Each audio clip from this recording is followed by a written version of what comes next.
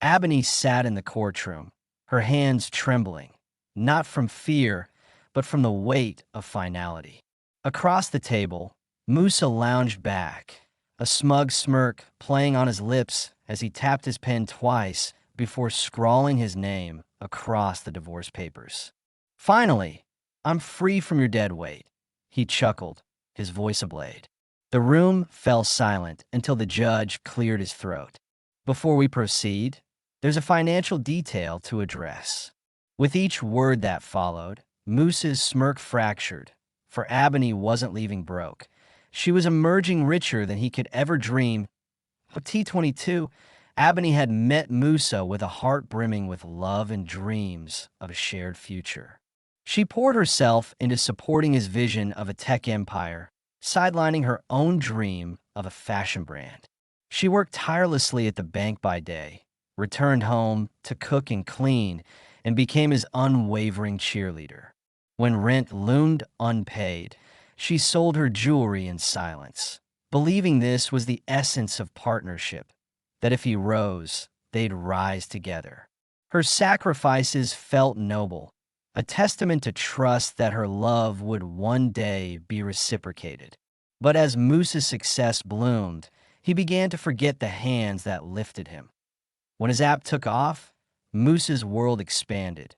Interviews, conferences, wealth, while Ebony's presence shrank. The man who once held her hand now strode ahead, introducing her as a mere helper at parties, erasing her role in his ascent. The pain cut deep, yet she remained silent, watching him laugh with new friends, her contributions buried beneath his glory. One evening, his words sliced deeper still. Amid a circle of friends, he jested, "Ebony, just a phase," and their laughter drowned her. Holding a tray of snacks, she felt invisible, the woman who'd stood by him in poverty reduced to a ghost in his narrative. Her heart shattered, but a quiet fire kindled within, an ember of the self she'd once known. That night, sleepless, she overheard Musa on a phone call, his voice brash. "Ebony? Sweet, but I deserve better now. A woman who matches my level." The words cracked her soul in silence. She retreated to her old creative nook, untouched for 6 years, and dusted off her laptop.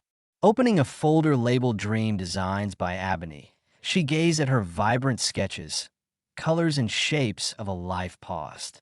A smile, not of joy but of reclaimed power, curved her lips. This was her, the dreamer who dimmed for love. She resolved to rise, not for revenge, but to reclaim her worth. For 18 months, Ebony lived a dual life. By day, she played the quiet wife.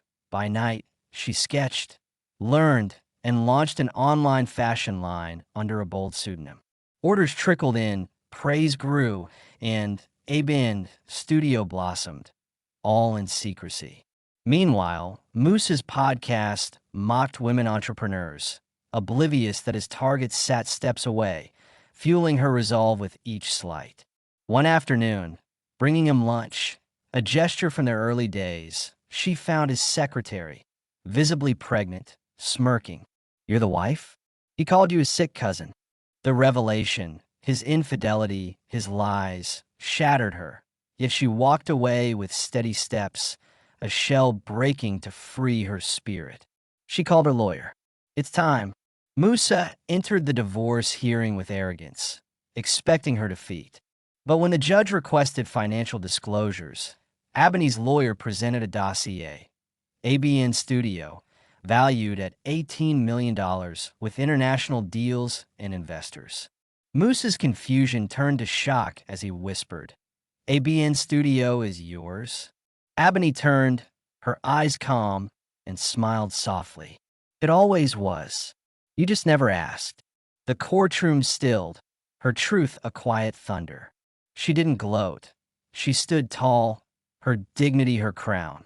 She claimed no house, no car, material ties to a past of pain. She took her peace, her empire, and her self-worth, leaving Musa with his hollow victories. 6 months later, Flipping through a magazine, he froze at her cover. Asterisk, Africa's mysterious fashion queen revealed. Ebony, the silent storm. Asterisk, ABN studio dazzled global runways, while she, in a hotel, sweet post-leadership talk, zipped her suitcase for Paris. Her assistant grinned, showing the magazine.